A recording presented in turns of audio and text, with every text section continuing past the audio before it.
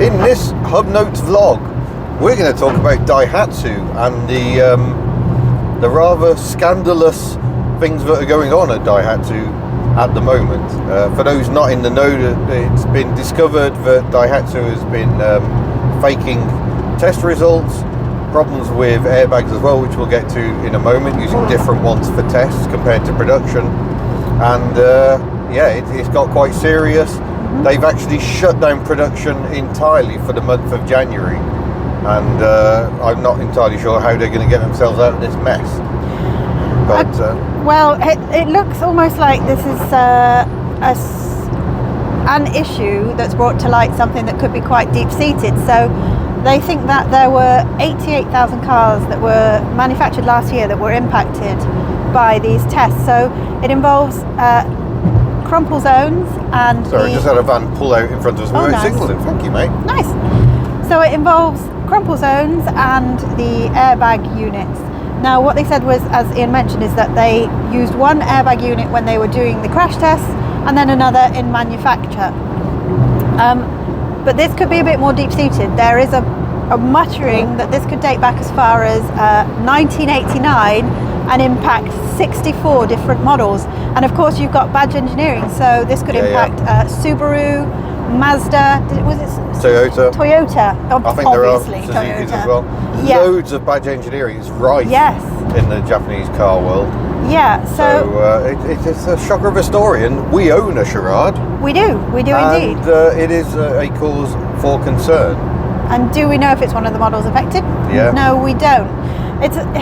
It's awful because we've sort of prided ourselves on the fact that Chemi has airbags. 4 of them. Yeah. And various That's the most of any car on the fleet. It is, by a long shot. And a lot of safety features.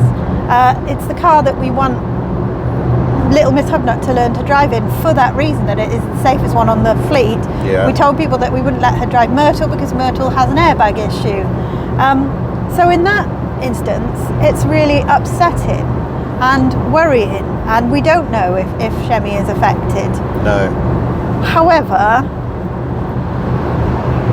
I love that car, and the reality is that there are people driving around in things like this guy.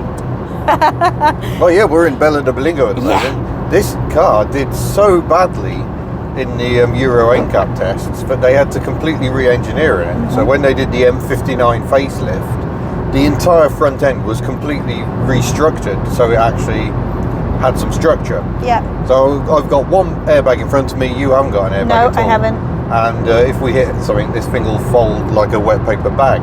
So, Oh, I'm and loving yet that still makes it better than quite a lot of cars on the fleet. I'm loving that we're having this discussion in this car. Yeah. Ellie, the 2CV. Yeah, Eddie would be disastrous in most instances.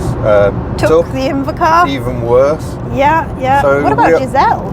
I don't know about Giselle. Giselle would have undergone crash testing, but it was back in the old days where you were ramming cars into concrete blocks, which doesn't reflect the reality of an accident. This is why they brought in offset testing, because it's the most accurate representation of what actually happens on the roads. You don't generally go driving into flat concrete blocks. No. I mean, it's like that. We refer back to airplanes quite a lot because we're very much into aircraft and whatnot. Just a little bit.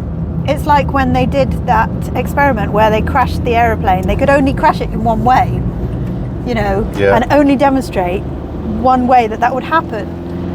It's very difficult to test all these different ways and means that things would happen. And sometimes they could just be freak accidents. Well, you can be in the safest car in the world and you could still be killed by something flying around, or a branch pierces a window. Yeah. There's not much you can do about that sort of thing. So, as you can imagine, I've been tagged in this quite a lot about the Daihatsus. Yeah. Me too. I'm worried for the brand. Toyota shares and whatnot are extremely strong at the moment. I think they had twice as much of an increase as VW. So I'm sorry about the horrible wiper blades. I don't think Toyota. I mean, this has the ability to sink a brand. Yeah, absolutely. It's happened before. Yeah. What was the company name that you mentioned? Oh, it was Takata Airbags. Yeah. Was another Japanese safety scandal. And yeah, in some countries they replaced the airbag units. In Australia, they just crushed all the cars. Okay. Yeah. Oh, gee. Yeah. Crikey, that's why it costs so much. Yeah, when I was in Australia, there were car parks full of Toyotas Just awaiting scrapping. Wow. But yeah, it's difficult because I still adore Daihatsus. I still adore Daihatsus. And I don't think that's going to change. It's going to be interesting to see about importing, because obviously my long-term dream is I want to import a Daihatsu midget. And I think I'm allowed to say that word, being as I am of short stature. And it's also a name. Yeah. So it's not going to change my brand loyalty at all, I'm afraid. And you're probably thinking, what a flipping pillock. Well, quite possibly, but there are... Yeah, I mean, the safety question is one that raises its head time and again. It's kind of constantly in your mind when you're driving older stuff, especially when you're taking the kids out in older stuff. Yeah. We don't do many miles in the 2CV. No. Because it is relatively unsafe. Of course, it's only unsafe if you actually hit something. So, I mean, also, for me personally, the parameters are slightly different because I am a person of restricted growth. I'm already at risk with the way I have to sit over the steering wheel. Yeah. So once I pass my test, I'm going to have to make changes anyway, because most cars are not safe to me because of the very thing that's supposed to save you. It's not safe to me. You end up sitting way too close to an explosive device. It is an explosive device. So it's difficult. It has upset me, and I am concerned for Daihatsu as a brand, because I think because Toyota's so strong in the market, I think they might...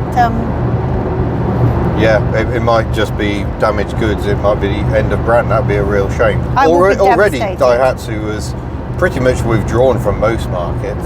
We don't have Daihatsu in the UK anymore, pulled out of Europe. No. So Daihatsu tends to just be K cars for the most part in Japan. Yeah. And other eastern countries, Malaysia, through spin-off Barodua. It's such a shame, because isn't it like one of the oldest Japanese car companies? They're back from like 1907 or something ridiculous. It's such a shame. But we shall see how this unfolds. I don't think it's good news for Daihatsu, sadly. No.